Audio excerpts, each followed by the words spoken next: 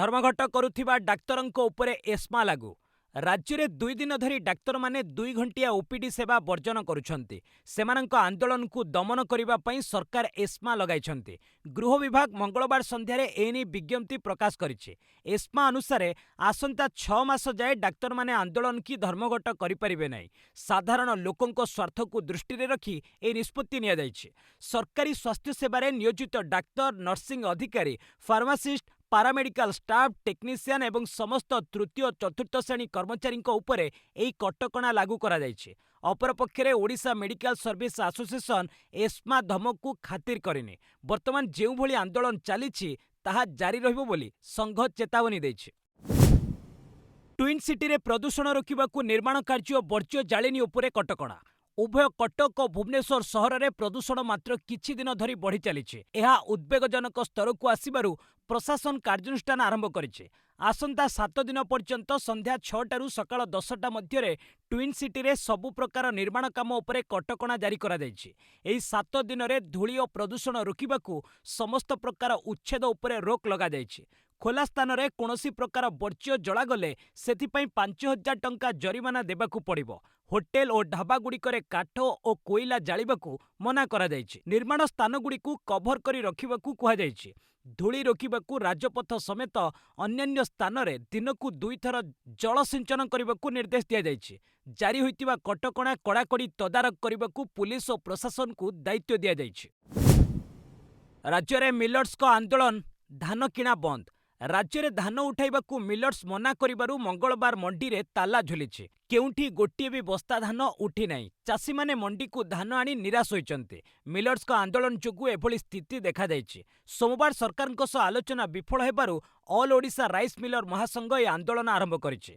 18 जिल्ला रे एहार प्रभाव पड़िछि। आउ 12 जिल्ला रे धान संग्रह आरंभ होई नथिला। तेबे समवाय मंत्री प्रदीप बलसामंत मिलर संघ को दायी करिसंती। से कहिसंती मिलर को दाबी रे कोनोसी यथार्थता नाही। सेमाने अन्य द्वारा परिचालित होई आंदोलन करुछंती। शीघ्र समस्यार समाधान हेब। उल्लेखयोग्य कस्टम मिलिंग दर वृद्धि, धान संरक्षण रक्षणाबेक्षण खर्च प्रदान एवं धान परिवहन खर्च पूर्व भली देबाकू दाबी करि आसुछि all Odisha rice miller association. Bhubaneswar विमान बंदर 35 लक्षर विदेशी सिगारेट जबत। भुवनेश्वर विमान बंदर पुणी जबत होइछि प्राय 35 लक्ष टंका मूल्यर विदेशी सिगारेट। 8 यात्री को धरिछि राजस्व गुइंदा निर्देशालय बा डीआरआई। 8 यात्री मध्यरु 5 जण उत्तर प्रदेश रामपुर रहितिबा बेले अन्य 3 जण दिल्लीर बासिंदा। दुबईरू 6148 फ्लाइट सोमवार राति रे भुवनेश्वर विमान बंदर रे लागिथिला। पूर्वरु सूचना पाइथिबा डीआरआई अधिकारी माने यात्री मानक लगेज जांच करथिले। 8 जण यात्री लगेज रु 250 पैकेट दामी विदेशी सिगारेट मिलिथिला।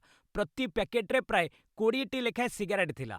3 जणक लगेज रु विपुल परिमाणर गोल्ड फ्लेग सिगारेट मिलिथिला। सेमाने दुबईरू उक्त सिगारेट आनिथिले। सड़क पथरे कोलकाता नहीं जाइथान्ते। गत वर्ष सेप्टेम्बर 13 रे ए विमान बंदरु जणे यात्रीଙ୍କ ठारू प्राय 10 लक्ष टंका मूल्यर विदेशी सिगारेट जबत होइतिला। आगामी 2 दिन रे बढ़िबो शीत। झारसुगुड़ा 6 डिग्री को खसिला तापमात्रा। गोटे दिन ब्रेक दे पुणी राज्य को फेरी शीत लहरी। आगामी 2 रु 3 दिन शीत बढ़िबो बोली भारतीय पाणीपाग विभाग पूर्वानुमान करिछि। गत 24 घंटा मध्य राज्यर 13टी सहर में तापमात्रा 10 डिग्री रु तलकू खसी जाइतिला। झारसुगुड़ा सहर में तापमात्रा 6 डिग्री को ह्रास पाइछि, जहाँकि 72 वर्ष मध्य रेकर्ड बोली कुहाଯାଇଛି।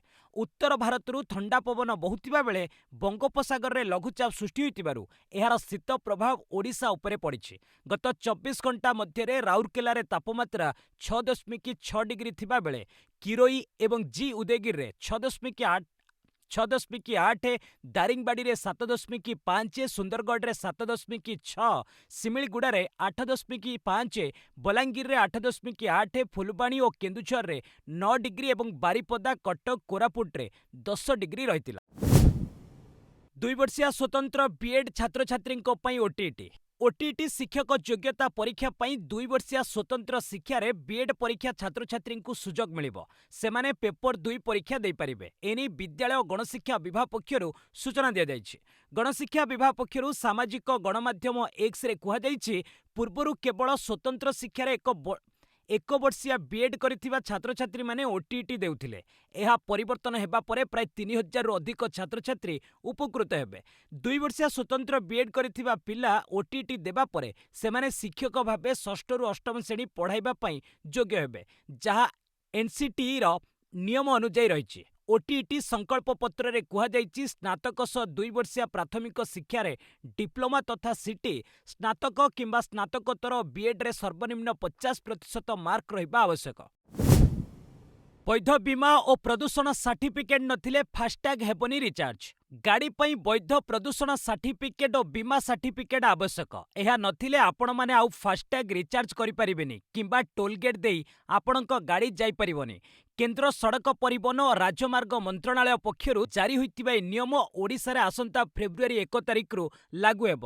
ଉଲ୍ଲେଖଯୋଗ୍ୟ, ଗାଡ଼ିଗୁଡ଼ିକରେ ବୈଧ ପ୍ରଦୂଷଣ ସାର୍ଟିଫିକେଟ୍ ନଥିଲେ ମାର୍ଚ୍ଚ 1 ତାରିଖରୁ ଆପଣଙ୍କୁ ତେଲ ଟାଙ୍କିରେ ଆଉ ତେଲ ମିଳିବ ନାହିଁ ବୋଲି ପୂର୍ବରୁ ରାଜ୍ୟ ସରକାର କହିସାରିଛନ୍ତି। ସେହିପରି ଗାଡ଼ିରେ କୌଣସି ଇ-ଚାଲାଣ ଭରିବା କାମ ବକେୟା ଥିଲେ ଆପଣଙ୍କୁ ବୈଧ ପ୍ରଦୂଷଣ ଯାଞ୍ଚ ସାର୍ଟିଫିକେଟ୍ ମଧ୍ୟ ମିଳିବ ନାହିଁ। ପ୍ରତ୍ୟେକ ବାଣିଜ୍ୟିକ ଗାଡ଼ିରେ ଭେହିକିଲ୍ ଲୋକେସନ୍ ଟ୍ରାକିଂ ଡିଭାଇସ୍ ଲଗାଇବା ବାଧ୍ୟତାମୂଳକ ନିୟମ ଜାନୁଆରୀ 1 ତାରିଖରୁ ଲାଗୁ ହୋଇସାରିଛି। ହନି ଟ୍ରାପ୍‌ର ଶିକାର ହେଲେ ଅମ୍ବାଲା ବାୟୁସେନାର ଠିକାଦାର ପାକିସ୍ତାନକୁ ପଠାଉଥିଲେ ଫଟୋ। ହରିୟାଣାର ଅମ୍ବାଲାରେ ଥିବା ଭାରତୀୟ ବାୟୁସେନା ଷ୍ଟେସନ ବିଷୟରେ ପାକିସ୍ତାନକୁ ସୂଚନା ଦେଉଥିବା ଜଣେ ବ୍ୟକ୍ତିକୁ ଗିରଫ କରାଯାଇଛି। ଗିରଫ ଅଭିଯୁକ୍ତ ହନି ଟ୍ରାପ୍‌ରେ ପଡ଼ି ସୋସିଆଲ ମିଡିଆ ମାଧ୍ୟମରେ ଷ୍ଟେସନର ସମସ୍ତ ସୂଚନା ସେୟାର କରୁଥିଲେ। ଅଭିଯୋଗ ସତ୍ୟାସତ୍ୟ ପ୍ରମାଣିତ ହେବା ପରେ ପୋଲିସ ତାକୁ ଗିରଫ କରିଛି। ଗିରଫ ବ୍ୟକ୍ତି ଜଣକ ହେଲେ ଅମ୍ବାଲାର ଅଧିବାସୀ ସୁନୀଲ। ସେ 2020ରୁ ସାମରିକ କ୍ଷେତ୍ରରେ ଜଣେ ଠିକାଦାର ଭାବେ କାମ କରୁଥିଲେ। ଏହି ଘଟଣାକୁ ନେଇ କ୍ରାଇମବ୍ରାଞ୍ଚ କହିଛି, ଅମ୍ବାଲା ପୁଲିସ ସୂଚନା ପାଇଥିଲା ଯେ ଜଣେ ସନ୍ଦିଗ୍ଧ ବ୍ୟକ୍ତି ଆମର ପ୍ରତିରକ୍ଷା କ୍ଷେତ୍ର ବିଶେଷ କରି ବାୟୁସେନା ବିଷୟରେ ସୂଚନା ପ୍ରଦାନ କରୁଛନ୍ତି। ପରେ ପୁଲିସ ପଚରାଉଚରା କରି ସୁନୀଲକୁ ଗିରଫ କରିଛି। ତାଙ୍କର ମୋବାଇଲ ଫୋନ୍ ଜବତ କରାଯାଇଥିବା ବେଳେ ଅନେକ ସନ୍ଦିଗ୍ଧ ଜିନିଷ ସାମ୍ନାକୁ ଆସିଛି। ସୁନୀଲ ପାକିସ୍ତାନର ଜଣେ ମହିଳାଙ୍କ ସହ ଯୋଗାଯୋଗରେ ଥିଲେ। ଟ୍ରମ୍ପଙ୍କୁ କ୍ରୋଧିତ କରିଥିଲା ମାଦୁରୋଙ୍କ ନୃତ୍ୟ। ଭେନେଜୁଏଲା ରାଷ୍ଟ୍ରପତି ନିକୋଲାସ ମାଦୁରୋଙ୍କ ବିରୋଧରେ ଆମେରିକାର କଠୋର କାର୍ଯ୍ୟାନୁଷ୍ଠାନ ସମଗ୍ର ବିଶ୍ୱକୁ ଚକିତ କରିଛି। ଏପର୍ଯ୍ୟନ୍ତ ଏହି ପଦକ୍ଷେପ ନିଶା କାରବାର ଓ ତେଲ ରାଜନୀତି ଥିଲା। କିନ୍ତୁ ଏବେ ଏକ ଆଶ୍ଚର୍ଯ୍ୟଜନକ ଅଜବ କାରଣ ସାମ୍ନାକୁ ଆସିଛି। ଆମେରିକୀୟ ଖବରକାଗଜ ଦି ନ୍ୟୁୟର୍କ ଟାଇମ୍ସର ଏକ ରିପୋର୍ଟ ଅନୁଯାୟୀ ଟେଲିଭିଜନରେ ପ୍ରସାରିତ ମାଦୁରୋଙ୍କ ନୃତ୍ୟ ଓ ସାର୍ବଜନୀନ କାର୍ଯ୍ୟକ୍ରମ ଟ୍ରମ୍ପ ପ୍ରଶାସନକୁ କ୍ରୋଧିତ କରିଥିଲା। ରିପୋର୍ଟରେ ଦାବି କରାଯାଇଛି ଯେ ହ୍ୱାଇଟ୍ ହାଉସ୍‌ର ବରିଷ୍ଠ ଅଧିକାରୀମାନେ ମାଦୁରୋଙ୍କ ହାସ୍ୟରସ ଓ ନାଟକୀୟ ଡ୍ୟାନ୍ସ ଶୋକୁ ଆମେରିକା ପାଇଁ ଏକ ଖୋଲା ଚ୍ୟାଲେଞ୍ଜ ଭାବରେ ଦେଖୁଥିଲେ। ଜଣେ ବରିଷ୍ଠ ଅଧିକାରୀଙ୍କ ବୟାନ ଅନୁଯାୟୀ କେବଳ ଗୋଟିଏ ନାଚ ବହୁତ ଅଧିକ। ଏହା ସେହି ସମୟ ଥିଲା ଯେତେବେଳେ ଧୈର୍ଯ୍ୟ ଶେଷ ହୋଇଗଲା। ଏହି ଖବର ଶୁଣିବାକୁ ଅଜବ ଲାଗୁଥିଲେ ମଧ୍ୟ ରିପୋର୍ଟରୁ ଜଣାପଡ଼ୁଛି ଯେ ଆମେରିକା ମାଦୁରୋଙ୍କ ନୃତ୍ୟଶୈଳୀକୁ ଅପମାନଜନକ ମନେ କରିଥିଲା। ବିଶ୍ୱବିଦ୍ୟାଳୟରେ ଛାତ୍ର ସଂସଦ ନିର୍ବାଚନ ଦାବି ଉପରେ ଶୁଣାଣି କରିବାକୁ ମନା କଲେ ସୁପ୍ରିମକୋର୍ଟ। ବିଶ୍ୱବିଦ୍ୟାଳୟଗୁଡ଼ିକରେ ଛାତ୍ର ସଂସଦ ନିର୍ବାଚନ କରାଇବା ଦାବିରେ ଆଗତ ମାମଲାର ଶୁଣାଣି କରିବାକୁ ସୁପ୍ରିମକୋର୍ଟ ମନା କରିଦେଇଛନ୍ତି। ଆବେଦନରେ କୁହାଯାଇଥିଲା ଯେ ସୁପ୍ରିମକୋର୍ଟ 2006ରେ ଲିଙ୍ଗୋଡ କମିଶନର ରିପୋର୍ଟକୁ ସ୍ୱୀକାର କରିଥିଲେ। ଭବିଷ୍ୟତରେ ଏହି ରିପୋର୍ଟ ଆଧାରରେ ନିର୍ବାଚନ କରାଇବାକୁ ନିର୍ଦ୍ଦେଶ ଦେଇଥିଲେ। କିନ୍ତୁ ଏବେ ଅନେକ ବିଶ୍ୱବିଦ୍ୟାଳୟରେ ନିର୍ବାଚନ କରାଯାଉନାହିଁ। ପ୍ରଧାନ ବିଚାରପତି ସୂର୍ଯ୍ୟକାନ୍ତ ଏବଂ ଜଷ୍ଟିସ୍ ଜୟମାଲ୍ୟ ବାଗ୍‌ଚିଙ୍କ ଖଣ୍ଡପୀଠ ମାମଲାର ଶୁଣାଣି କରିଥିଲେ ଏବଂ ଆବେଦନର ଉଦ୍ଦେଶ୍ୟ କ'ଣ ବୋଲି ପ୍ରଶ୍ନ କରିଥିଲେ। ବିଶ୍ୱବିଦ୍ୟାଳୟରେ ନିର୍ବାଚନ ହେଉଛି କି ନ ହେଉଛି ଏଥିରେ ସୁପ୍ରିମକୋର୍ଟ ଦଖଲ କାହିଁକି ଦେବେ ବୋଲି କହିଥିଲେ। ଆବେଦନକାରୀଙ୍କ ଓକିଲ ଦର୍ଶାଇଥିଲେ ଯେ ସେ କେବଳ ୟୁନିଭର୍ସିଟି ଅଫ୍ କେରଳ ମାମଲାରେ ଆସିଥିବା କୋର୍ଟଙ୍କ ନିର୍ଦ୍ଦେଶକୁ ପାଳନ କରିବାକୁ ଦାବି କରିଛନ୍ତି। ଛାତ୍ର ସଂସଦ ଛାତ୍ରଛାତ୍ରୀମାନଙ୍କର ମଙ୍ଗଳ ପାଇଁ କାମ କରୁଛି। ତେବେ ଆବେଦନକାରୀଙ୍କ ଏହି ତଥ୍ୟରେ ସୁପ୍ରିମକୋର୍ଟ ସନ୍ତୁଷ୍ଟ ହୋଇନଥିଲେ। ଇରାନରେ ଆନ୍ଦୋଳନ ବ୍ୟାପକ ହେଲା ଖାମେନେଇଙ୍କ ପଳାୟନ ଯୋଜନା। ଇରାନରେ ସରକାର ବିରୋଧୀ ଆନ୍ଦୋଳନ ଜୋରଦାର ହୋଇଛି। ଦେଶର ସର୍ବୋଚ୍ଚ ନେତା ଆୟତୋଲ୍ଲା ଅଲି ଖାମେନେଇ ରୁଷ ପଳାୟନ କରିବାକୁ ଯୋଜନା କରୁଥିବା ଆଲୋଚନା ହେଉଛି। ବିକ୍ଷୋଭ ଦମନରେ ବିଫଳ ହେଲେ ଖାମେନେଇ ଦେଶ ଛାଡ଼ିପାରନ୍ତି। ବ୍ରିଟିଶ ଖବରକାଗଜ ଦ ଟାଇମ୍ସ ଏହି ଗୁଇନ୍ଦା ରିପୋର୍ଟ ପ୍ରକାଶ କରିଛି। 86 ବର୍ଷୀୟ ଖାମେନେଇଙ୍କ ସହ ପୁଅ ତଥା ଉତ୍ତରାଧିକାରୀ ମୁଜଦ୍ଦାଙ୍କ ସମେତ ପ୍ରାୟ 20 ଜଣଙ୍କ ସହ ତେହେରାନ ଛାଡ଼ିପାରନ୍ତି। ଇରାନରେ ଗତ 9 ଦିନ ହେଲା ମୁଦ୍ରାସ୍ଫୀତି ବୃଦ୍ଧି ଏବଂ ଖାମେନେଇଙ୍କ ବିରୋଧରେ ଆନ୍ଦୋଳନ ଜାରି ରହିଛି। ଦେଶର 78 ସହରର 220ରୁ ଉର୍ଦ୍ଧ୍ୱ ସ୍ଥାନକୁ ଆନ୍ଦୋଳନ ବ୍ୟାପିଛି। ଏଥିରେ 35 ଜଣଙ୍କ ମୃତ୍ୟୁ ଘଟିଛି। 1200ରୁ ଉର୍ଦ୍ଧ୍ୱ ଗିରଫ ହୋଇଛନ୍ତି। ତେବେ ଖାମେନେଇ ବିକ୍ଷୋଭ ଦମନ ଲାଗି ଜୋରସୋରରେ ଉଦ୍ୟମ ଚଳାଇଛନ୍ତି। उत्तर प्रदेश रे एसआर प्रक्रिया 2.89 कोटी भोटर बाद। उत्तर प्रदेश रे मंगलवार एसआर चिठा तालिका जारी होईची। एथिरे 2,99,00,000 नाम बाद पड़िछि। एई 2,99,00,000 लोकंक मध्यरु 46,23,000 मृत व्यक्ति रहिचंती। 2,17,00,000 लोक अन्य राज्य किंबा देश को स्थायी भावे स्थानांतर होईचंती। 25,47,000 नकली भोटर अंतर्भुक्त। भोटर तालिकार स्वतंत्र व्यापक संशोधन पूर्वरु यूपी रे 15,44,00,000 भोटर थिले। एबे एई संख्या 12,55,00,000 को खसी आसीछि। अर्थात प्रत्येक 5 जनरु जणे भोटर तालिकारु बाद पड़िछंती। काहारी अभियोग थिले फेब्रुआरी 6 तारिख मध्यरे दाखल करिवे। फेब्रुआरी 27 मध्यरे दाबीर समाधान हेबो एवं मार्च 6 रे चूड़ांत तालिका प्रकाश पाइबो। चेतावनी देला डेनमार्क। ग्रीनलैंड को आक्रमण कले नाटो लिभिजिव। डेनमार्कर प्रधानमंत्री मेटे फ्रेडरिक्सन अमेरिका को चेतावनी देइछंती। अमेरिका ग्रीनलैंड उपरे आक्रमण कले सामरिक मेंट नाटोर अस्तित्व रहिबोनी बोली से कहिछंती। एक टीवी को से कहिछंती अमेरिका जदि कोनोसी नाटो सदस्य देश उपरे सामरिक कार्यानुष्ठान निये तेबे पूरा नाटो व्यवस्था ही शेष होइजिवो। आउ किछि भी बाकी रहिबोनी। उल्लेखयोग्य अमेरिका राष्ट्रपति डोनाल्ड ट्रम्प रविवार एक बयान ने ग्रीनलैंड को कब्जा करिबा कथा कहिथिले। वेनेजुएला आक्रमण परे 20 दिन भितरे ग्रीनलैंड कब्जा करबाकू कहिथिले। यह रणनीतिक दृष्टिरू बेस गुरुत्वपूर्ण। ग्रीनलैंड आखपाखरे रूस एवं चीन जहाजगुड़िक प्रहरा देउछंती। यह अमेरिकार सुरक्षा दृष्टिरू आवश्यक। डेनमार्क ग्रीनलैंड संभाळिबारे सक्षम नुहे बोली ट्रम्प कहिथिले। ग्रीनलैंड डेनमार्क साम्राज्यर अंश। एथिसह डेनमार्क अमेरिका नेतृत्वाधीन नाटोर मध्य सदस्य। बांग्लादेश रे पुणी जणे हिंदू को हत्या। 18 दिन रे 6 हिंदू मलेणी। बांग्लादेशर नरसिद्दी जिले में सोमवार राति रे जणे हिंदू दोकानी को धारुआ अस्त्र रे आक्रमण करी हत्या करा जायछि। मृतक हेले शरतमणि चक्रवर्ती। से पलाश उपजिल्लार चारसिंदूर बजार रे ग्रोसरी दुकान करथिले। सोमवार राति प्राय 10टारे दुकान बंद करी घर को फेरुथिबा बेले अचानक किछि आक्रमणकारी तांको उपरे धारुआ अस्त्र रे आक्रमण करी फेरार होई जायथिले। गुरुतर आहत चक्रवर्ती को लोके हॉस्पिटल को नेइथिले, किंतु रास्तारे तांकर मृत्यु घटिथिला। गत डिसेंबर 19 रे चक्रवर्ती फेसबुक पोस्ट लेखि देश में बढ़ुतिबा हिंसा को नहीं चिंता प्रकाश करथिले। उल्लेखयोग्य छात्र नेता शरीफ उस्मान हादींक हत्या परठारु बांग्लादेश रे हिंदू अत्याचार बढ़ी चलीछि। एहाकु मिसाई विगत 18 दिन मध्यरे देश में 6 जण हिंदू को हत्या करागलानी।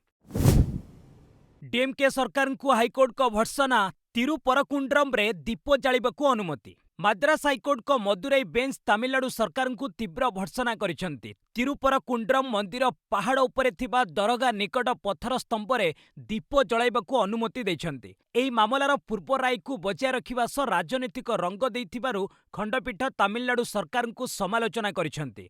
कोर्ट कहिसेंती एठारे दीर्घ वर्ष होला दीप जलाइबा परंपरा जारी रहिछि। प्रशासन मामला को संप्रदाय मध्यरे समन्वय सुजोग भावे देखिबा उचित थिला। एही मामला हिंदू तमिल पार्टीर नेता राम रविकुमार को आवेदन सह जड़ित। से कार्तिकेय दीपम पर्वरे पहाड़े थिबा पत्थर स्तंभ उपरे दीप जलाइबाकू अनुमति मागिथिले।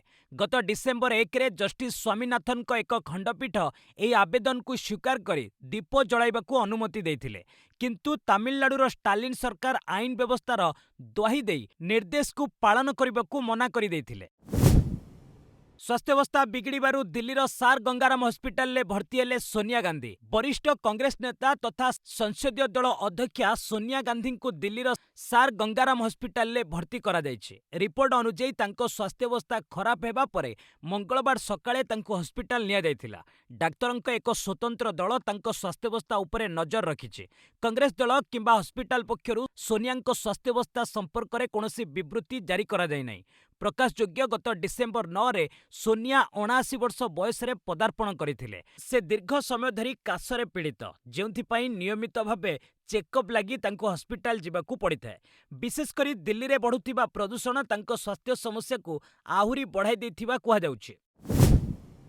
आईआरसीटीसी ठकेई मामला। तेजस्वी आवेदन ने सीबीआई को जवाब मागिले कोर्ट। आईआरसीटीसी रेल दुर्नीति मामला रे आरजेडी नेता तेजस्वी यादव को विरोध रे अभियोग धार्य करा जायछि। ଏହା ଉପରେ ରୋକ ଲଗାଇବା ପାଇଁ ତେଜସ୍ୱୀ କରିଥିବା ଆବେଦନର ଶୁଣାଣି କରି ଦିଲ୍ଲୀ ହାଇକୋର୍ଟ ମଙ୍ଗଳବାର ସିବିଆଇକୁ ନୋଟିସ୍ କରିଛନ୍ତି। ଜାନୁଆରୀ 14ରେ ମାମଲାର ପରବର୍ତ୍ତୀ ଶୁଣାଣି ହେବ। ଏହି ଦିନ ତେଜସ୍ୱୀଙ୍କ ପିତା ତଥା ପୂର୍ବତନ ମୁଖ୍ୟମନ୍ତ୍ରୀ ଲାଲୁ ଯାଦବ ଦାୟର କରିଥିବା ସମାନ ଆବେଦନର ମଧ୍ୟ ଶୁଣାଣି କରାଯିବ। ଏଥିପୂର୍ବରୁ ଗତ ଅକ୍ଟୋବର 13ରେ ନିମ୍ନ ଅଦାଲତ ଲାଲୁ, ତାଙ୍କ ପତ୍ନୀ ରାବ୍ରି ଦେବୀ, ପୁଅ ତେଜସ୍ୱୀ ଏବଂ ଅନ୍ୟ 11 ଜଣଙ୍କ ବିରୋଧରେ ଅଭିଯୋଗ ଧାର୍ଯ୍ୟ କରିଥିଲେ। ଅପରାଧିକ ଷଡ଼ଯନ୍ତ୍ର ଏବଂ ଦୁର୍ନୀତି ନିରୋଧୀ ଆଇନ ଅନୁଯାୟୀ ଏମାନଙ୍କ ବିରୋଧରେ ମାମଲା ଚଳାଇବାକୁ କୋର୍ଟ ନିର୍ଦ୍ଦେଶ ଦେଇଥିଲେ। ପ୍ରକାଶଯୋଗ୍ୟ, ଲାଲୁ ରେଳମନ୍ତ୍ରୀ ଥିବା ସମୟରେ 2ଟି Indian railway catering and tourism corporation ହୋଟେଲକୁ ଏକ ଘରୋଇ କମ୍ପାନୀକୁ ହସ୍ତାନ୍ତର କରିବାରେ ଅନିୟମିତତା ସହ ଏହି ମାମଲା ଜଡ଼ିତ। ସିଙ୍ଗାପୁର ସେନାରେ ସାମରିକ ତାଲିମ ନେଉଛନ୍ତି ଲାଲୁ ଯାଦବଙ୍କ ନାତି ଆଦିତ୍ୟ। ବିହାରର ପୂର୍ବତନ ମୁଖ୍ୟମନ୍ତ୍ରୀ ତଥା ଆର୍ଜେଡି ସୁପ୍ରିମୋ ଲାଲୁ ପ୍ରସାଦ ଯାଦବଙ୍କ ନାତି ଆଦିତ୍ୟ ଅନ୍ୟ ଏକ ଦେଶର ସେନାରେ ଯୋଗ ଦେବାକୁ ଯାଉଛନ୍ତି। ଏହି ସୂଚନା ଆଦିତ୍ୟଙ୍କ ମା ତଥା ଲାଲୁଙ୍କ ଝିଅ ରୋହିଣୀ ଆଚାର୍ଯ୍ୟ ଇନ୍‌ଷ୍ଟାଗ୍ରାମରେ ସେୟାର କରିଛନ୍ତି। ରୋହିଣୀ କହିଛନ୍ତି, ବଡ଼ପୁଅ ଆଦିତ୍ୟଙ୍କ ପ୍ରାକ୍ ବିଶ୍ୱବିଦ୍ୟାଳୟ ପାଠପଢ଼ା 18 ବର୍ଷ ବୟସରେ ସମାପ୍ତ ହୋଇଛି। ଏବେ ସେ 2 ବର୍ଷର ମୌଳିକ ସାମରିକ ତାଲିମ ପାଇଁ ଯାତ୍ରା କରିଛନ୍ତି। ଆଦିତ୍ୟ କେଉଁ ଦେଶରେ ସାମରିକ ତାଲିମ ନେଉଛନ୍ତି ସେ ବିଷୟରେ ମଧ୍ୟ ପ୍ରଶ୍ନ ଉଠିଛି। ତେବେ ବିଭିନ୍ନ ଗଣମାଧ୍ୟମରେ ପ୍ରକାଶିତ ରିପୋର୍ଟ ଅନୁଯାୟୀ ରୋହିଣୀ ତାଙ୍କ ପରିବାର ସହ ଦୀର୍ଘ ବର୍ଷ ଧରି ସିଙ୍ଗାପୁରରେ ରହୁଛନ୍ତି। ସିଙ୍ଗାପୁର ଆଇନ ଅନୁଯାୟୀ ଯୁବକଙ୍କୁ ଜାତୀୟ ସେବାର ଅଂଶ ଭାବରେ 18 ବର୍ଷ ପରେ ସାମରିକ ତାଲିମ ନେବାକୁ ପଡ଼ିଥାଏ। ଲାଲୁଙ୍କ ନାତି ଆଦିତ୍ୟ ସିଙ୍ଗାପୁର ସଶସ୍ତ୍ର ବାହିନୀର ମୌଳିକ ସାମରିକ ତାଲିମରେ ଯୋଗ ଦେଇଛନ୍ତି। ପୂର୍ବତନ କେନ୍ଦ୍ରମନ୍ତ୍ରୀ ସୁରେଶ କାଲମାଡ଼ିଙ୍କ ପରଲୋକ। ବରିଷ୍ଠ କଂଗ୍ରେସ ନେତା ତଥା ପୂର୍ବତନ କେନ୍ଦ୍ରମନ୍ତ୍ରୀ ସୁରେଶ କାଲମାଡ଼ିଙ୍କ 82 ବର୍ଷ ବୟସରେ ପରଲୋକ ଘଟିଛି। ଅସୁସ୍ଥ ଥିବା କାଲମାଡ଼ି ପୁଣେରେ ଚିକିତ୍ସାଧୀନ ଅବସ୍ଥାରେ ଶେଷ ନିଶ୍ୱାସ ତ୍ୟାଗ କରିଥିଲେ। ପୁଣେର ବୈକୁଣ୍ଠଧାମ ଶ୍ମଶାନରେ ତାଙ୍କର ଶେଷକୃତ୍ୟ କରାଯାଇଛି। 1944ରେ ମେ 1ରେ ଜନ୍ମିତ କାଲମାଡ଼ି 1964ରୁ 1972 ପର୍ଯ୍ୟନ୍ତ ଭାରତୀୟ ବାୟୁସେନାର ପାଇଲଟ ଭାବେ କାର୍ଯ୍ୟ କରି ସ୍କ୍ୱାଡ୍ରନ୍ ଲିଡର ଭାବେ ଅବସର ନେଇଥିଲେ। ଏହାପରେ ରାଜନୈତିକ କ୍ୟାରିୟର ଆରମ୍ଭ କରି ପୁନେରୁ 3 ଥର ସାଂସଦ ନିର୍ବାଚିତ ହୋଇଥିଲେ। ଏଥିସହ 3 ଥର ରାଜ୍ୟସଭାକୁ ମଧ୍ୟ ମନୋନୀତ ହୋଇଥିଲେ। କାଲମାଡ଼ି ରେଳ ରାଷ୍ଟ୍ରମନ୍ତ୍ରୀ ଭାବେ ମଧ୍ୟ କାର୍ଯ୍ୟ କରିଥିଲେ। ସେ ଭାରତୀୟ ଅଲିମ୍ପିକ ସଂଘ ଓ ଏସିଆ ଆଥଲେଟିକ୍ ଆସୋସିଏସନର ସଭାପତି ରହିଥିଲେ। 2010ରେ ଦିଲ୍ଲୀରେ ଅନୁଷ୍ଠିତ ରାଜ୍ୟଗୋଷ୍ଠୀ କ୍ରୀଡ଼ା ଆୟୋଜନ କମିଟିର ସେ ଅଧ୍ୟକ୍ଷ ଥିଲେ। ସେହି ସମୟରେ ତାଙ୍କ ବିରୋଧରେ ଦୁର୍ନୀତି ଅଭିଯୋଗ ଲାଗିଥିଲା, ଯେଉଁଥିପାଇଁ 2011ରେ ତାଙ୍କୁ ଗିରଫ କରାଯିବା ସହ କଂଗ୍ରେସରୁ ନିଲମ୍ବିତ କରାଯାଇଥିଲା। ସରବଜିତ୍‌ଙ୍କୁ ଭାରତ ପଠାଇବାକୁ ମନା କଲା ପାକିସ୍ତାନ। ପାକିସ୍ତାନ ଶେଷ ମୁହୂର୍ତ୍ତରେ ପଞ୍ଜାବର ଜଣେ 48 ବର୍ଷୀୟ ଶିଖ୍ ମହିଳା ସରବଜିତ୍ କୌରଙ୍କୁ ଭାରତ ପଠାଇବାକୁ ମନା କରିଦେଇଛି। ସରବଜିତ୍ ଗତ 4 ନଭେମ୍ବରରେ ଭାରତୀୟ ଶିଖ୍ ତୀର୍ଥଯାତ୍ରୀଙ୍କ ଦଳ ସହ ପାକିସ୍ତାନ ଯାତ୍ରା କରିଥିଲେ। ସେ ଗୁରୁ ନାନକ ଦେବଙ୍କ 556ତମ ଜନ୍ମବାର୍ଷିକୀ ଉତ୍ସବରେ ଯୋଗ ଦେବାର ଥିଲା, କିନ୍ତୁ 5 ନଭେମ୍ବରରେ ସରବଜିତ୍ ଇସଲାମ ଧର୍ମ ଗ୍ରହଣ କରି ତାଙ୍କ ପାକିସ୍ତାନୀ ପ୍ରେମିକ ନାସିର ହୁସେନଙ୍କୁ ବିବାହ କରି ଅବୈଧ ଭାବରେ ସେଠାରେ ରହୁଥିଲେ। ଏହି ଘଟଣା ଜଣାପଡ଼ିବା ପରେ ସରବଜିତ୍ ଓ ତାଙ୍କ ପ୍ରେମିକ ନାସିରଙ୍କୁ ପହରେୱାଲି ଗ୍ରାମରୁ ଗିରଫ କରାଯାଇଥିଲା। ଗିରଫ ପରେ ସରବଜିତ୍‌ଙ୍କୁ ୱାଘା ସୀମା ଦେଇ ଭାରତ ପଠାଇବା ଲାଗି ସମସ୍ତ ପ୍ରସ୍ତୁତି ଚୂଡ଼ାନ୍ତ ହୋଇଥିଲା, କିନ୍ତୁ ଏବେ ତାଙ୍କୁ ପାକିସ୍ତାନରେ ଅଟକ ରଖାଯାଇଛି। ପାକିସ୍ତାନ କର୍ତ୍ତୃପକ୍ଷ ନିର୍ବାସନକୁ ବନ୍ଦ କରିବାର କୌଣସି କାରଣ ଦେଇନାହାନ୍ତି। ସରବଜିତ୍ ଏବେ ଫେଡେରାଲ ତଦନ୍ତ ଏଜେନ୍ସି ତଥା ଏଫ୍ଆଇଏ ହେଫାଜତରେ ରହିଛନ୍ତି। ଟାଟା, ଜେଏସ୍‌ଡବ୍ଲ୍ୟୁ ଓ ସେଲ୍ ଦ୍ୱାରା ଦର ନିର୍ଦ୍ଧାରଣରେ ଅନିୟମିତତା, ସିସିଆଇର ବଡ଼ ଖୁଲାସା। ଭାରତୀୟ ପ୍ରତିଯୋଗିତା ଆୟୋଗ ସିସିଆଇ ଇସ୍ପାତ ଶିଳ୍ପରେ ଏକ ବଡ଼ ଧରଣର ଅନିୟମିତତା ଧରିଛନ୍ତି। ଟାଟା ଷ୍ଟିଲ୍, ଜେଏସ୍‌ଡବ୍ଲ୍ୟୁ ଷ୍ଟିଲ୍, ସରକାରୀ କମ୍ପାନୀ ସେଲ୍ ଏବଂ ଅନ୍ୟ 25ଟି କମ୍ପାନୀ ବେଆଇନ ଭାବେ ମିଳିତ ହୋଇ ଇସ୍ପାତ ଦର ବୃଦ୍ଧି କରିଥିବା ତଦନ୍ତରୁ ଜଣାପଡ଼ିଛି। ରିପୋର୍ଟ ଅନୁଯାୟୀ 2015ରୁ 2023 ମଧ୍ୟରେ ଏହି କମ୍ପାନୀଗୁଡ଼ିକ ପରସ୍ପର ମଧ୍ୟରେ ଗୁପ୍ତ ବୁଝାମଣା କରି ବଜାର ଦର ନିୟନ୍ତ୍ରଣ କରିଥିଲେ। ଏଥିପାଇଁ ଜେଏସ୍‌ଡବ୍ଲ୍ୟୁର ମୁଖ୍ୟ ସଜ୍ଜନ ଜିନ୍ଦଲ ଏବଂ ଟାଟା ଷ୍ଟିଲ୍‌ର ସିଇଓ ଟିଭି ନରେନ୍ଦ୍ରନ୍‌ଙ୍କ ସମେତ 56 ଜଣ ବରିଷ୍ଠ ଅଧିକାରୀଙ୍କୁ ଦାୟୀ କରାଯାଇଛି। ହ୍ୱାଟ୍ସଆପ୍ ଚାଟ୍‌ରୁ ଏହି ପ୍ରାଇସ୍ ଫିକ୍ସିଂର ପ୍ରମାଣ ମିଳିଥିବା କୁହାଯାଉଛି। ଏହି ଖବର ପ୍ରକାଶ ପାଇବା ପରେ ସମ୍ପୃକ୍ତ କମ୍ପାନୀଗୁଡ଼ିକର ସେୟାର ମୂଲ୍ୟ ହ୍ରାସ ପାଇଛି। ଯଦି ଚୂଡ଼ାନ୍ତ ରାୟରେ ଦୋଷ ପ୍ରମାଣିତ ହୁଏ, ତେବେ କମ୍ପାନୀଗୁଡ଼ିକ ଉପରେ କୋଟି କୋଟି ଟଙ୍କାର ଜରିମାନା ଲାଗିବାର ସମ୍ଭାବନା ରହିଛି। ଲଗାତାର ଦ୍ୱିତୀୟ ଦିନ ତଳମୁହାଁ ସେନ୍ସେକ୍ସ ଓ ନିଫ୍ଟି, ଟ୍ରମ୍ପଙ୍କ ଚେତାବନୀର ପ୍ରଭାବ। ମଙ୍ଗଳବାର ଭାରତୀୟ ସେୟାର ବଜାରରେ କ୍ରମାଗତ ଦ୍ୱିତୀୟ ଦିନ ପାଇଁ ହ୍ରାସ ପରିଲକ୍ଷିତ ହୋଇଛି। ବିଏସ୍ଇ ସେନ୍ସେକ୍ସ 376.28 ପଏଣ୍ଟ ଖସି 85,063.34ରେ ଏବଂ ନିଫ୍ଟି 71.60 ପଏଣ୍ଟ ହ୍ରାସ ପାଇ 26,178.70 ବନ୍ଦ ହୋଇଛି। ମୁଖ୍ୟତଃ ରିଲାଏନ୍ସ ଇଣ୍ଡଷ୍ଟ୍ରିଜ୍ ଏବଂ HDFC ବ୍ୟାଙ୍କ ଭଳି ବଡ଼ କମ୍ପାନୀର ସେୟାର ବିକ୍ରି ଯୋଗୁଁ ବଜାର ପ୍ରଭାବିତ ହୋଇଛି। ଟାଟାର ରିଟେଲ କମ୍ପାନୀ ଟ୍ରେଣ୍ଟର ସେୟାର ସର୍ବାଧିକ 8.62% ଏବଂ ରିଲାଏନ୍ସ 4.42% ହ୍ରାସ ପାଇଛି। ଆମେରିକା ରାଷ୍ଟ୍ରପତି ଡୋନାଲ୍ଡ ଟ୍ରମ୍ପଙ୍କ ଭାରତ ଉପରେ ଶୁଳ୍କ ବୃଦ୍ଧି ଚେତାବନୀ ଏବଂ ଡିସେମ୍ବର ମାସରେ ଭାରତର ସେବା କ୍ଷେତ୍ରରେ ଅଭିବୃଦ୍ଧି 11 ମାସର ସର୍ବନିମ୍ନ ସ୍ତରକୁ ଖସିବା ନିବେଶକଙ୍କୁ ଚିନ୍ତାରେ ପକାଇଛି। ତେବେ ICICI ବ୍ୟାଙ୍କ, ସନ୍ ଫାର୍ମା ଓ SBI ସେୟାରରେ ବୃଦ୍ଧି ଦେଖାଦେଇଛି। OSSCରେ 3250 ପଦବୀ ପାଇଁ ବିଜ୍ଞପ୍ତି ଜାରି, ଆଜିଠାରୁ ଆବେଦନ ଆରମ୍ଭ। ଓଡ଼ିଶା ଅଧସ୍ତନ କର୍ମଚାରୀ ଚୟନ ଆୟୋଗ OSSC ରାଜ୍ୟରେ 3250ଟି ପଦବୀ ପୂରଣ ପାଇଁ ବିଜ୍ଞପ୍ତି ପ୍ରକାଶ କରିଛି। ଏଥିରେ ରାଜସ୍ୱ ନିରୀକ୍ଷକ, ସହକାରୀ ରାଜସ୍ୱ ନିରୀକ୍ଷକ, ଅମିନପ, ICDS ସୁପରଭାଇଜର, କନିଷ୍ଠ ସହାୟକ, ଗ୍ରାମ୍ୟ କୃଷି କର୍ମଚାରୀ ଏବଂ ପରିସଂଖ୍ୟାନ ଫିଲ୍ଡ ସର୍ଭେୟର ଭଳି ଗୁରୁତ୍ୱପୂର୍ଣ୍ଣ ପଦବୀ ସାମିଲ ଅଛି। ଆବେଦନ ପ୍ରକ୍ରିୟା ଆଜିଠାରୁ ଆରମ୍ଭ ହେବ। ପ୍ରାର୍ଥୀମାନେ ଜାନୁଆରୀ 31 ତାରିଖ ସୁଦ୍ଧା ପଞ୍ଜୀକରଣ କରିପାରିବେ ଏବଂ ଫେବୃଆରୀ 7 ସୁଦ୍ଧା ଅନଲାଇନ୍ ଆବେଦନ ପତ୍ର ଦାଖଲ କରିପାରିବେ। ଏହି ପଦବୀଗୁଡ଼ିକ ପାଇଁ ଶିକ୍ଷାଗତ ଯୋଗ୍ୟତା ପଦବୀ ଅନୁଯାୟୀ ଯୁକ୍ତ 2, ଡିପ୍ଲୋମା କିମ୍ବା ସ୍ନାତକ ରହିଛି। ବୟସ ସୀମା ସାଧାରଣତଃ 21ରୁ 42 ବର୍ଷ ମଧ୍ୟରେ ରହିଛି। ଆଗ୍ରହୀ ପ୍ରାର୍ଥୀମାନେ ଅଧିକ ବିବରଣୀ ପାଇଁ ଆୟୋଗର ଅଫିସିଆଲ ୱେବସାଇଟ୍ www.ossc.gov.in ପରିଦର୍ଶନ କରିପାରିବେ। ଅଗ୍ନିବୀରଙ୍କ ପାଇଁ ନୂଆ ନିୟମ, ସ୍ଥାୟୀ ହେବା ପୂର୍ବରୁ ବିବାହ ମନା। ଅଗ୍ନିବୀର ଯୋଜନାରେ ଭର୍ତ୍ତି ହୋଇଥିଲେ ବିବାହ ପାଇଁ ଅପେକ୍ଷା କରିବାକୁ ପଡ଼ିବ। ସ୍ଥାନୀୟ ନିଯୁକ୍ତି ପାଇବା ପରେ ବିବାହ କରିବେ, ତା ପୂର୍ବରୁ ବିବାହ କରିପାରିବେନି। ଭାରତୀୟ ସେନା ପକ୍ଷରୁ ଏହି ନୂଆ ନିୟମ ଅଣାଯାଇଛି। ସ୍ଥାୟୀ ନିଯୁକ୍ତି ପୂର୍ବରୁ ସେମାନେ ବିବାହ କରିପାରିବେ ନାହିଁ। ଯଦି ସେମାନେ ବିବାହ କରିବେ, ସ୍ଥାୟୀ ନିଯୁକ୍ତି ମିଳିବ ନାହିଁ। ସେମାନଙ୍କୁ ଅଯୋଗ୍ୟ ଘୋଷଣା କରାଯିବ। ଏପରିକି ସେମାନେ ସ୍ଥାୟୀ ନିଯୁକ୍ତି ଲାଗି ଆବେଦନ କରିପାରିବେ ନାହିଁ କିମ୍ବା ଏହି ପ୍ରକ୍ରିୟାରେ ସାମିଲ ହୋଇପାରିବେ ନାହିଁ। ଏଭଳି ନିୟମ ଆସିବା ପରେ ଅଗ୍ନିବୀରଙ୍କ ମନରେ ପ୍ରଶ୍ନ ଉଠିଛି, ସେମାନେ ତାହେଲେ କେବେ ବିବାହ କରିପାରିବେ? ସେନା କହିଛି, ଅଗ୍ନିବୀର 4 ବର୍ଷ କାର୍ଯ୍ୟକାଳ ଶେଷ କରିବା ପରେ ଆଉ 4ରୁ 6 ମାସ ସମୟ ଦେବେ। ଏହା ଭିତରେ ସ୍ଥାୟୀ ନିଯୁକ୍ତି ପ୍ରକ୍ରିୟା ହେବ। ଉଲ୍ଲେଖଯୋଗ୍ୟ, ଅଗ୍ନିବୀରଙ୍କ ମଧ୍ୟରୁ 25%ଙ୍କୁ ସେନାରେ ନିଯୁକ୍ତି ମିଳିବାର ପ୍ରାବଧାନ ରହିଛି। ଭାରତୀୟ ସେନାରେ ଇଞ୍ଜିନିୟରଙ୍କ ପାଇଁ ନିଯୁକ୍ତି ସୁଯୋଗ, ଆଜିଠୁ ଆବେଦନ। 67ତମ ପୁରୁଷ କୋର୍ସ ପାଇଁ ବିଜ୍ଞପ୍ତି ପ୍ରକାଶ ପାଇଛି। ଏଥିରେ ମୋଟ 350ଟି ପଦବୀ ପୂରଣ କରାଯିବ। ଆଗ୍ରହୀ ଓ ଯୋଗ୍ୟ ଅବିବାହିତ ପୁରୁଷ ପ୍ରାର୍ଥୀମାନେ ଆଜିଠାରୁ ଅନଲାଇନ୍ ଆବେଦନ କରିପାରିବେ। ଆବେଦନର ଶେଷ ତାରିଖ ଫେବୃଆରୀ 5, 2026 ରହିଛି। ଏହି ପଦବୀ ପାଇଁ ପ୍ରାର୍ଥୀଙ୍କ ଶିକ୍ଷାଗତ ଯୋଗ୍ୟତା ସମ୍ପୃକ୍ତ ବିଭାଗରେ B କିମ୍ବା BTech ହୋଇଥିବା ଆବଶ୍ୟକ। ପ୍ରାର୍ଥୀଙ୍କ ବୟସ 20ରୁ 27 ବର୍ଷ ମଧ୍ୟରେ ହେବା ଉଚିତ। ସିଭିଲ, ମେକାନିକାଲ, ଇଲେକ୍ଟ୍ରିକାଲ ଏବଂ କମ୍ପ୍ୟୁଟର ସାଇନ୍ସ ଭଳି ବିଭିନ୍ନ ଇଞ୍ଜିନିୟରିଂ ବିଭାଗରେ ନିଯୁକ୍ତି ଦିଆଯିବ। ଚୟନ ହେବାକୁ ଥିବା ପ୍ରାର୍ଥୀଙ୍କ ଦରମା ମାସିକ 56,100 ଟଙ୍କାରୁ ଆରମ୍ଭ ହେବ। ପ୍ରାର୍ଥୀମାନେ ଭାରତୀୟ ସେନାର ଅଫିସିଆଲ ୱେବସାଇଟ୍ www.joinindianarmy.nic.in ମାଧ୍ୟମରେ ଆବେଦନ କରିପାରିବେ। ଆଶେସ୍ ସିରିଜ୍ ପଞ୍ଚମ ଟେଷ୍ଟ, ଅଷ୍ଟ୍ରେଲିଆର ଦୃଢ଼ ଜବାବ, ସ୍ମିଥ୍ ଦ୍ୱିତୀୟ ସର୍ବାଧିକ ରନ୍ ସଂଗ୍ରହକାରୀ। ସିଡ୍ନୀରେ ଚାଲିଥିବା ଆଶେସ୍ ସିରିଜ୍ର ଅନ୍ତିମ ତଥା ପଞ୍ଚମ ଟେଷ୍ଟରେ ଘରୋଇ ଅଷ୍ଟ୍ରେଲିଆ ଦୃଢ଼ ଜବାବ ଦେଇଛି। ଇଂଲଣ୍ଡର 384 ରନ୍ ଜବାବରେ ଅଷ୍ଟ୍ରେଲିଆ ମଙ୍ଗଳବାର ଚତୁର୍ଥ ଦିବସ ଶେଷ ସୁଦ୍ଧା 7 ୱିକେଟ୍ ହରାଇ 518 ରନ୍ ସଂଗ୍ରହ କରିଛି। ଓପନର ଟ୍ରାଭିସ୍ ହେଡ୍ ସର୍ବାଧିକ 167 ରନ୍ କରି ଆଉଟ୍ ହୋଇଛନ୍ତି। ସେହିଭଳି ଅଧିନାୟକ ଷ୍ଟିଭ୍ ସ୍ମିଥ୍ 129 ଓ ଭ୍ୟୁ ୱେବଷ୍ଟର 42 ରନ୍ କରି ଖେଳୁଛନ୍ତି। 2ଟି ୱିକେଟ୍ ବଳକା ଥାଇ ଅଷ୍ଟ୍ରେଲିଆ ମୋଟ 134 ରନ୍ରେ ଅଗ୍ରଣୀ ରହିଛି। ଏଠାରେ ଶତକ ସହ ସ୍ମିଥ୍ ଆଶେସ୍ ସିରିଜ୍ ଇତିହାସରେ ଦ୍ୱିତୀୟ ସର୍ବାଧିକ ରନ୍ ସଂଗ୍ରହକାରୀ ବ୍ୟାଟର ହୋଇଛନ୍ତି। ସ୍ମିଥ୍ ବର୍ତ୍ତମାନ ସୁଦ୍ଧା ଆଶେସ୍ ସିରିଜ୍ରେ 41ଟି ମ୍ୟାଚ୍ ଖେଳି 54ରୁ ଉର୍ଦ୍ଧ୍ୱ ହାରରେ 3,644 ରନ୍ ସଂଗ୍ରହ କରିଛନ୍ତି, ଯେଉଁଥିରେ 13ଟି ଶତକ ଓ 15ଟି ଅର୍ଦ୍ଧଶତକ ସାମିଲ ରହିଛି। ଆଶେସ୍ ଇତିହାସରେ ଡନ୍ ବ୍ରାଡମ୍ୟାନ୍ ସର୍ବାଧିକ 5,028 ରନ୍ ସଂଗ୍ରହ କରି ଶୀର୍ଷରେ ରହିଛନ୍ତି। ବିଜୟ ହଜାରେ ଟ୍ରଫି, ଓଡ଼ିଶାର ତୃତୀୟ ପରାଜୟ, କ୍ୱାର୍ଟର ଆଶା ମଉଳିଲା। ବେଙ୍ଗାଲୁରୁରେ ଚାଲିଥିବା ବିଜୟ ହଜାରେ ଟ୍ରଫିରେ ଓଡ଼ିଶା କ୍ରିକେଟ ଦଳ ତୃତୀୟ ପରାଜୟ ବରଣ କରିଛି। ମଙ୍ଗଳବାର ଅନୁଷ୍ଠିତ ଏକ ମ୍ୟାଚ୍ରେ ଶକ୍ତିଶାଳୀ ଗୁଜରାଟ 233 ରନ୍ରେ ଓଡ଼ିଶାକୁ ହରାଇ ଦେଇଛି। ଗୁଜରାଟ 50 ଓଭରରେ 6 ୱିକେଟ୍ ହରାଇ 333 ରନ୍ କରିଥିଲା।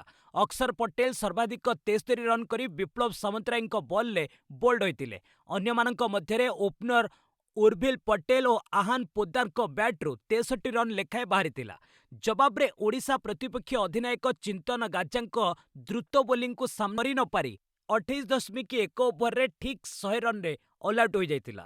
ଅଧିନାୟକ ବିପ୍ଳବ ସର୍ବାଧିକ 22 ରନ୍ କରିଥିଲେ। 6ଟି ୱିକେଟ୍ ନେଇଥିବା ଚିନ୍ତନ ଗାଜା ଶ୍ରେଷ୍ଠ ଖେଳାଳି ହୋଇଥିଲେ। ଷଷ୍ଠ ମ୍ୟାଚ୍ରୁ ତୃତୀୟ ପରାଜୟ ସହ ଓଡ଼ିଶା ଏବେ ଗ୍ରୁପ୍ ଡିରେ ଚତୁର୍ଥ ସ୍ଥାନରେ କ୍ୱାର୍ଟର ଦୌଡ଼ରୁ ବାଦ୍ ପଡ଼ିଛି। ଶେଷ ମ୍ୟାଚ୍ରେ ଓଡ଼ିଶା ଗୁରୁବାର ରେଳବାଇକୁ ଭେଟିବ। ନିଲମ୍ବନର 13 ବର୍ଷ ପରେ ଚାକିରି ଫେରି ପାଇଲେ କ୍ରାନ୍ତିଙ୍କ ବାପା। କ୍ରିକେଟ୍ ବହୁ ଖେଳାଳିଙ୍କ ଭାଗ୍ୟ ବଦଳାଇ ଦେଇଥିବା ଦେଖାଯାଇଛି, ଯାହାର ଏକ ଜ୍ୱଳନ୍ତ ଉଦାହରଣ ଭାରତୀୟ ମହିଳା କ୍ରିକେଟର କ୍ରାନ୍ତି ଗୌଡ଼ଙ୍କ କ୍ଷେତ୍ରରେ ଦେଖିବାକୁ ମିଳିଛି। କ୍ରାନ୍ତିଙ୍କ ବାପା ମୁନ୍ନା ସିଂ ନିଲମ୍ବନର ଦୀର୍ଘ 13 ବର୍ଷ ପରେ ପୁଣି ପୁଲିସ ଚାକିରି ଫେରି ପାଇଛନ୍ତି। 2012ରେ ନିର୍ବାଚନ ଡ୍ୟୁଟିରେ ଅବହେଳା ଲାଗି କନେଷ୍ଟବଳ ଥିବା ମୁନ୍ନାଙ୍କୁ ନିଲମ୍ବିତ କରାଯାଇଥିଲା। ଦୀର୍ଘ ଦଶନ୍ଧିରୁ ଉର୍ଦ୍ଧ୍ୱ ସମୟ ପରେ ମୁନ୍ନାଙ୍କୁ ଏବେ ମଧ୍ୟପ୍ରଦେଶ ପୁଲିସରେ ପୁନଃ ଅବସ୍ଥାପିତ କରାଯାଇଛି। ଗତବର୍ଷ ଦିନିକିଆ ବିଶ୍ୱକପ୍ ଚମ୍ପିୟନ ହୋଇଥିବା ଭାରତୀୟ ଦଳରେ 22 ବର୍ଷିଆ କ୍ରାନ୍ତି ପ୍ରମୁଖ ସଦସ୍ୟା ରହିଥିଲେ। କ୍ରାନ୍ତି ବିଶ୍ୱକପ୍ ଜିତିବା ପରେ ତାଙ୍କ ବାପାଙ୍କ ଉପରୁ ନିଲମ୍ବନ ହଟାଇ ଦିଆଯିବ ବୋଲି ମଧ୍ୟପ୍ରଦେଶ ସରକାର ପ୍ରତିଶ୍ରୁତି ଦେଇଥିଲେ, ଯାହାକୁ ଏବେ ପୂରଣ କରାଯାଇଥିବା ମଧ୍ୟପ୍ରଦେଶ କ୍ରୀଡ଼ାମନ୍ତ୍ରୀ ବିଶ୍ୱାସ ସାରଙ୍ଗ କହିଛନ୍ତି। ଅଷ୍ଟ୍ରେଲିଆନ୍ ଓପନରେ ଏଥର ରେକର୍ଡ 675 କୋଟି ପୁରସ୍କାର। ଚଳିତ ମାସ 18ରୁ ଆରମ୍ଭ ହେବ ଅଷ୍ଟ୍ରେଲିଆନ୍ ଓପନର 114ତମ ସଂସ୍କରଣ। ଚଳିତ ସଂସ୍କରଣରେ ରେକର୍ଡ 74.9 ମିଲିୟନ ଡଲାର ତଥା ଭାରତୀୟ ମୁଦ୍ରାରେ 675 କୋଟି 44 ଲକ୍ଷ ଟଙ୍କା ପୁରସ୍କାର ମିଳିବ।